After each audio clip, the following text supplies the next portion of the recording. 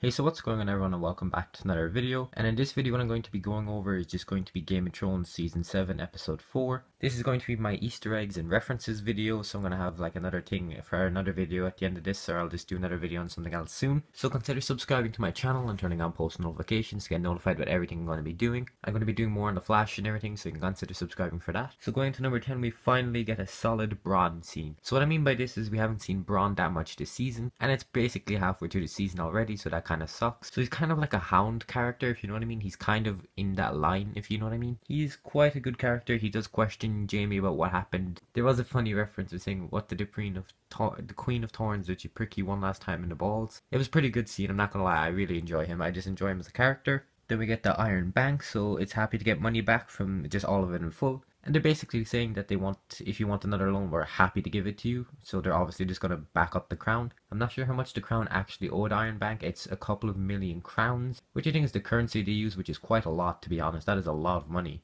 And now going on to number 8, we have Chaos is a Ladder. So if you don't know what this is, it's basically Bran knows everything. So he's the Three-Eyed Raven now, so he knows everything that's ever happened. It was actually a quote from season 1 of, I think it was Littlefinger, saying it to Varys. So this is interesting, it's really good.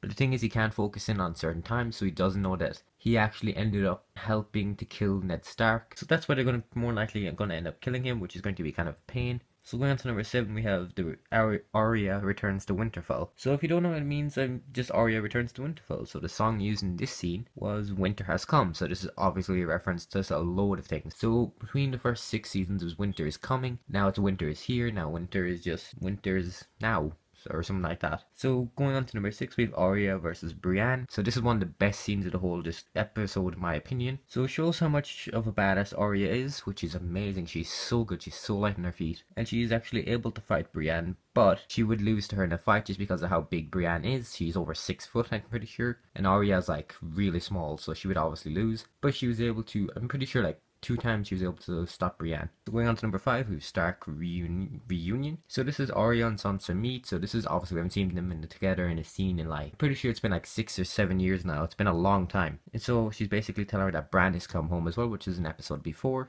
And this is going to be good, but she was not happy to say that Bran was home just because he's the Three-Eyed Raven, and it's kind of awkward just for the whole explaining of. So going on to number 4, we have Jon and Daenerys in a cave. So this was obviously just references back to, I'm pretty sure it was like when Jon was in a cave with Ygritte, which was a couple of seasons ago. I think it was like season 3, but it's just basically saying that the drawings of the White Walkers, the first men, and the children of the forest. And I'm not gonna lie, it did look like the first, or not the first men, but the whole like drawing system was just carved in by Jon Snow and Davos, which I don't think would happen, but like I'm pretty sure the White Walker bit could have been, but I'm not really too sure. We'll find out about that in a later episode, I'm pretty sure. So going on to number 3, we have Jon and Theon reunion. So Jon confronts Theon and says that he's the only reason that Sansa is alive, which is kind of fair enough because Theon was pretty much of a dick back in the old season. I'm pretty sure it was either season 2 or season 3 where he took Winterfell away from Bran and Rickon, but Rickon is dead, and you would think that Sansa and stuff would send like a raven just send a raven to Dragonstone saying that his two brothers are alive, like his brother Bran and his sister Arya, which